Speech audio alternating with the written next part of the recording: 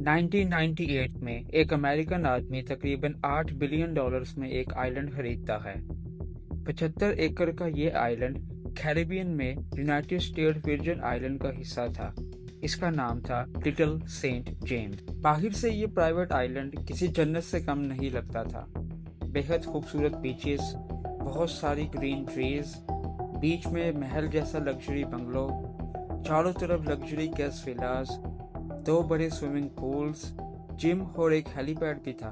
लेकिन इस जन्नत के पीछे छुपा था एक बहुत ही काला सच, एक ऐसा सच जिसकी वजह से आसपास के आइलैंड में रहने वाले लोग इसे पीडोफाइल आइलैंड भी कहते थे। यहाँ 12 से 17 साल की नाबालिग लड़कियों की ट्रैफिकिंग होती थी और उनके साथ सेक्सुअल अब्यूज किया जाता था। एक बार एक 15 साल की लड़की ने इस आइलैंड से भागने की कोशिश की, लेकिन उसे पकड़ लिया गया और उसका पासपोर्ट छीन लिया गया। सबसे हैरत की बात यह थी कि इस आइलैंड पर कौन कौन आता था। दुनिया भर के अमीर लोग, अरबपति और फेमस पर्सनालिटीज। इनमें शामिल हैं ब्रिटेन के prince Andrew, scientist Steven Hawkins, comedian Chris Tucker और ना जाने कितने पॉलिटिशियंस और अरबपति शामिल थे। इन लोगों के लिए यहाँ पार्टीज ऑर्गेनाइज की जाती थी। लेकिन सवाल ये था कि इस आइलैंड का मालिक कौन था। जवाब है एक, जेफरी एप्स्टीन। जेफरी एप्स्टीन एक ज़माने में ब्रुकलिन में बच्चों को मैथ पढ़ाता था। एक स्कूल टीचर था, लेकिन किस्मत ने ऐसा खेल खेला कि आगे चलकर ये अचानक अरबपति लोगों का फाइनेंशियल एडवाइज़र बन गया। तकरीबन $600 मिलियन की दौलत जमा करने के बाद ये मल्टी मिलियनर बन जाता है। इसके दोस्तों में शामिल बिल क्लिंटन, डोनाल्ड ट्रंप और इसराइल के former prime minister Ehud Barak तक शामिल थे।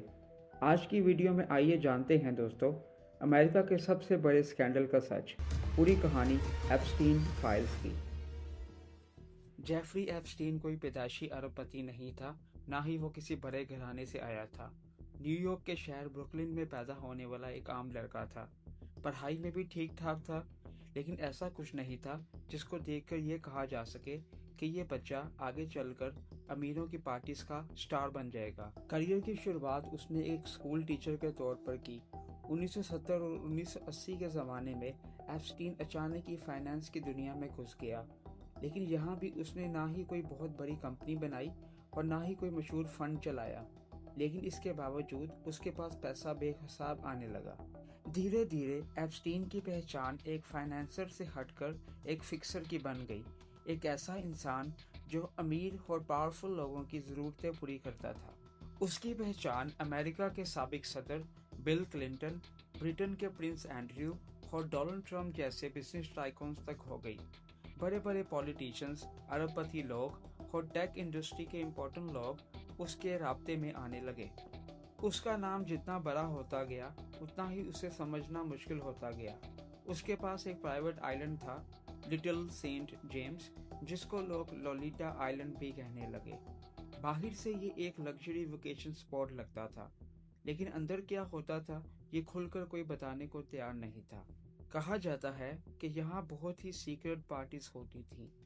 ऐसी पार्टीज जहाँ आने वाले लोगों की पहचान, उनका काम, उनकी कमजोरियाँ, सब कुछ नोट किया जाता था।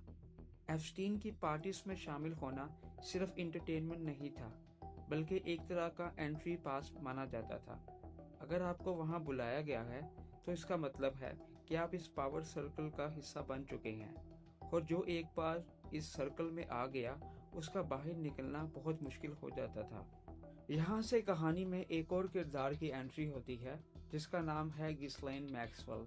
एक हाई प्रोफाइल, पढ़ी लिखी और बेहद स्मार्ट, जो इस काम में एप्स्टीन की पार्टनर बन गई। गिस्लेन के आने के बाद इन दोनों की जोड़ी बहुत ही पावरफुल हो गई। बाहर से देखने में एप्स्टीन कोई ऐसा इंसान लगता था जो अमीरों की दुनिया में घुल मिल गया था, लेकिन अंदर खाने कुछ और ही चल रहा था। उसके पास पैसा था, लेकिन पैसे से ज़्यादा ताकत थी।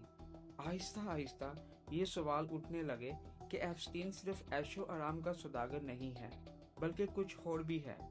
क्या वो सिर्फ अपने लिए खेल रहा था या फिर किसी बड़े खेल का मोहरा था? यहाँ से एप्स्टीन की कहानी सिर्फ एक सेक्स स्कैंडल तक नहीं रहती, बल्कि इंटरनेशनल इंटेलिजेंस, हनी ट्रैप और ब्लैकमेलिंग की तरफ मुड़ जाती है। जैसे जैसे एप्स्टीन की दुनिया खुलती गई, एक सवाल बार बार सामने आने लगा, इतनी ताकत, इतना पैसा और इतनी पहुंच आई कहाँ से?